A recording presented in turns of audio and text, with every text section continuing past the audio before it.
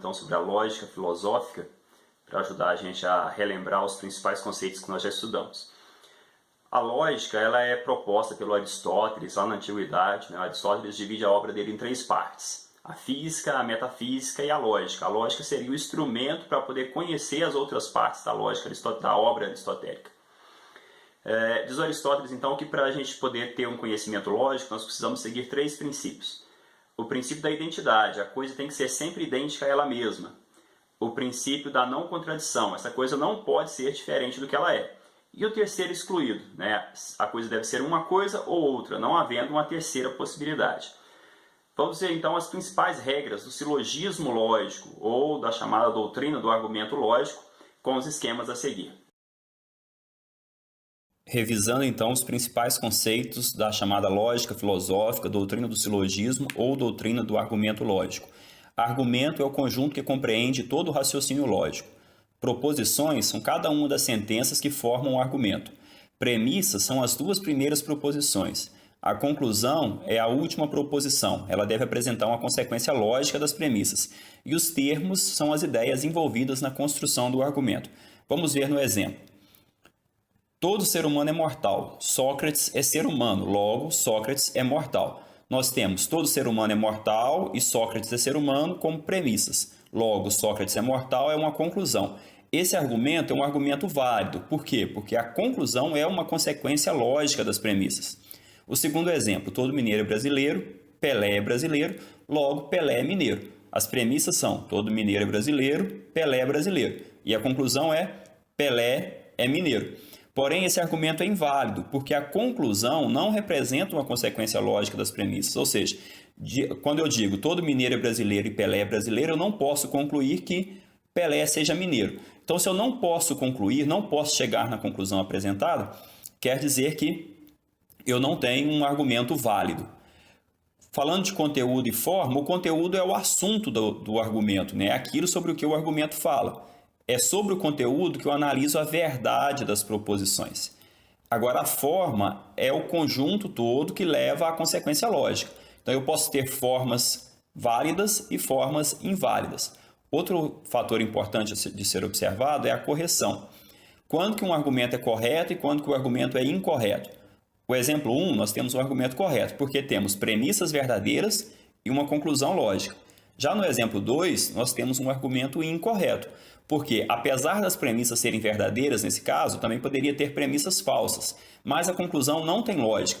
Então, se eu tenho premissas falsas e ou conclusão sem lógica, eu tenho um argumento incorreto.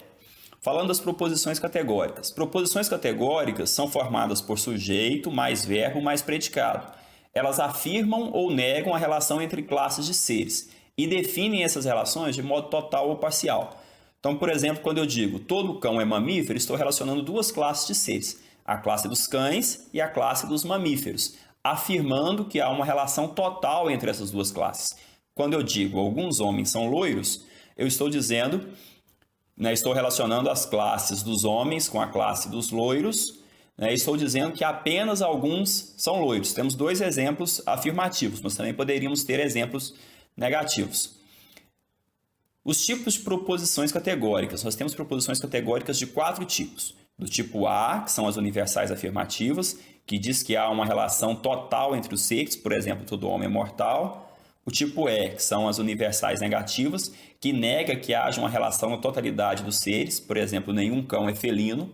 Do tipo I, particular afirmativo, que diz que existe uma relação entre alguns seres das classes, por exemplo, algumas crianças gostam de doces.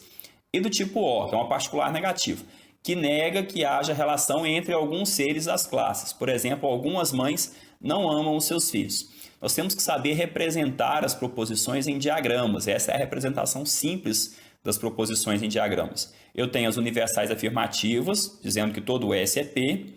Tenho as particulares negativas, dizendo que algum S é P. Tenho as universais negativas, dizendo que nenhum S é P. E tenho as particulares negativas, dizendo que algum S não é P. Veja que eu tenho que marcar, colorir a interseção entre os 2 grupos, quando ela houver, né, afirmando que há ou que não há relação entre os seres. E também as relações de contrariedade, subcontrariedade, contraditoriedade e subalternidade, né? Então esse quadrado explica bem. A é contrário de E. Todo homem é racional é exatamente o contrário de nenhum homem é racional. Então as universais, elas são contrárias entre si.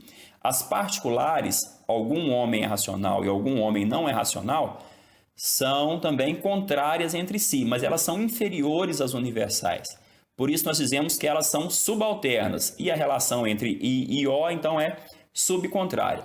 I é subalterna a A, O subalterna a E. E a relação entre universal afirmativa, todo homem é racional, e particular negativa, algum homem não é racional, ou também entre universal negativa, nenhum homem é racional, e particular afirmativa, algum homem é racional, essa relação se chama contraditória, porque numa frase eu digo, né, tem uma totalidade, e na outra eu abro uma exceção. Se eu tenho uma totalidade e abro uma exceção, eu tenho uma relação de contraditoriedade. São, portanto, contraditórias.